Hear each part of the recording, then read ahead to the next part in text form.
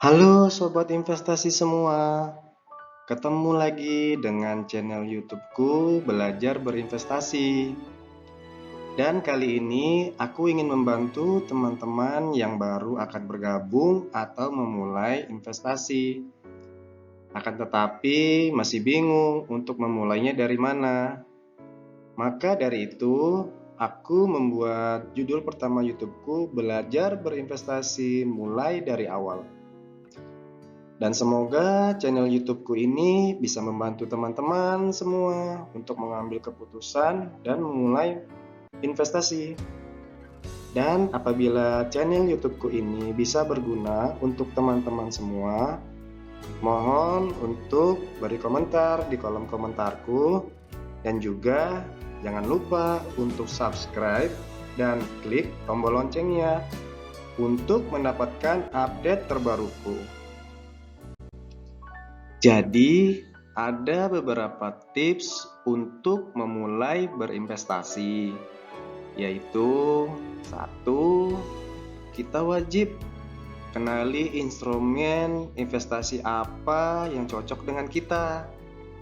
Yang kedua, tentukan dulu tujuan kita dalam berinvestasi ini untuk apa dan ingin menjadi apa. Yang ketiga,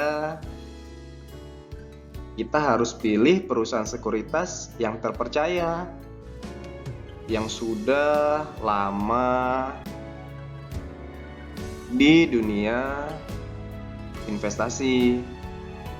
Yang keempat, kita juga wajib untuk memperhatikan proyeksi ekonomi dan bisnis. Dan kelima, mulailah dengan modal kecil dahulu, agar setiap risiko dan keuntungan kita bisa memanage sebelum kita memulai dengan modal yang lebih besar. Yang keenam, lakukan investasi secara disiplin.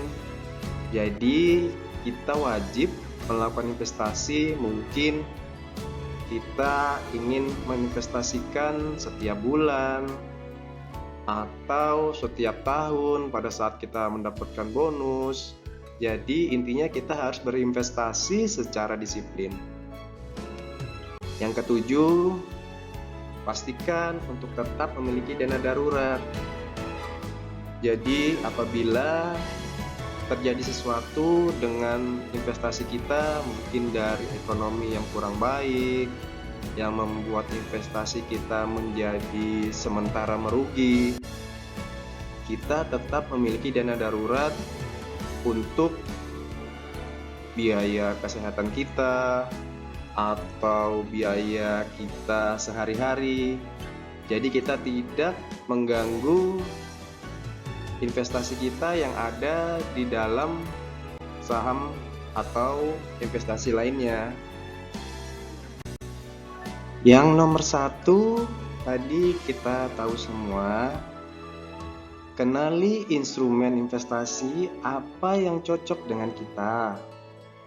Jadi kita wajib mengenali instrumen investasi yang sesuai dengan tujuan dan profil risiko kita. Ada beberapa instrumen investasi yang cocok untuk pemula dengan berbagai profil risiko. Di antaranya ada logam mulia, ada investasi dari properti, ada deposito, ada saham, reksadana, dan obligasi dari pemerintah. Yang kedua, tentukan tujuan kita dalam berinvestasi. Karena di video aku ini mengulik tentang pasar saham, jadi untuk teman-teman yang berniat atau mempunyai keinginan untuk berinvestasi di pasar saham, mulailah untuk bisa menentukan tujuan investasi secara jelas untuk kedepannya. Dikarenakan di dalam berinvestasi di pasar saham terbagi menjadi dua tipe. Satu yaitu tipe jangka pendek dan dua tipe jangka panjang. Yang ketiga, pilih perusahaan sekuritas yang terpercaya. Jadi saat memilih perusahaan sekuritas yang terpercaya, kita bisa atau wajib mempertimbangkan beberapa hal seperti legalitas, pastikan perusahaan sekuritas terdaftar dan diawasi oleh Otoritas Jasa Keuangan dan Bursa Efek Indonesia. Yang kedua, reputasi. Pilih perusahaan sekuritas yang sudah lama beroperasi dan memiliki reputasi baik di kalangan investor. Yang ketiga, teknologi dan platform trading. Jadi kita pilih perusahaan sekuritas yang menyediakan platform trading yang user friendly dan dilengkapi fitur-fitur terkini. Yang keempat, riset dan edukasi. Pilihlah perusahaan sekuritas yang selalu menyediakan riset pasar dan edukasi kepada investor setiap harinya. Jadi kita tidak bingung untuk memilih perusahaan-perusahaan atau emiten apa saja yang baik dan undervalue. Yang kelima, biaya transaksi. Perhatikan biaya transaksi yang dapat berdampak pada hasil investasi. Tapi biasanya untuk sekarang semua biaya transaksi jual dan beli kurang lebih sama kok teman-teman dari perusahaan atau sekuritas. Yang terakhir, customer service. Ini sangat penting.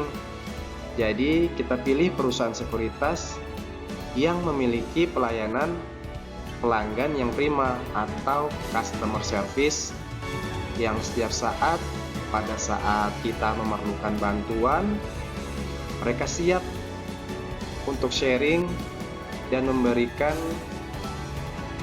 jawaban dari pertanyaan-pertanyaan kita. Yang keempat, perhatikan proyeksi ekonomi dan bisnis yang sedang berjalan. Jadi, kondisi ekonomi memiliki dampak yang kuat terhadap kinerja dari setiap bisnis karena dapat mempengaruhi pendapatan atau beban dari bisnis itu tersebut. Ketika perekonomian kuat, tingkat lapangan kerja tinggi, dan kompensasi yang dibayarkan kepada karyawan juga tinggi. Yang kelima, mulailah dengan modal kecil dahulu. Jadi, berinvestasi sendiri dapat dilakukan siapapun dan kapanpun. Bahkan jika kita hanya mempunyai modal kecil sekalipun, kita hanya perlu untuk memilih jenis investasi yang tepat dan sesuai kebutuhan serta kemampuan finansial kita. Dan harus selalu kita ingat untuk tidak memaksakan kemampuan atau nominal kita dalam berinvestasi. Yang keenam, lakukan investasi secara disiplin ya teman-teman. Jadi investasi secara disiplin dapat membantu kita mencapai tujuan keuangan, seperti tujuan dalam berinvestasi kita agar kita bisa membeli rumah, membiayai pendidikan anak, atau mempersiapkan masa pensiun. Dan yang terakhir, nomor 7, pastikan untuk tetap memiliki dana darurat ya teman-teman. Karena dana darurat ini sangat penting dimiliki sebelum berinvestasi, karena dapat membantu kita tetap berinvestasi saat menghadapi situasi darurat. Jadi dengan adanya dana darurat, kita tidak perlu menjual aset investasi saat menghadapi situasi yang tidak menguntungkan ya teman-teman.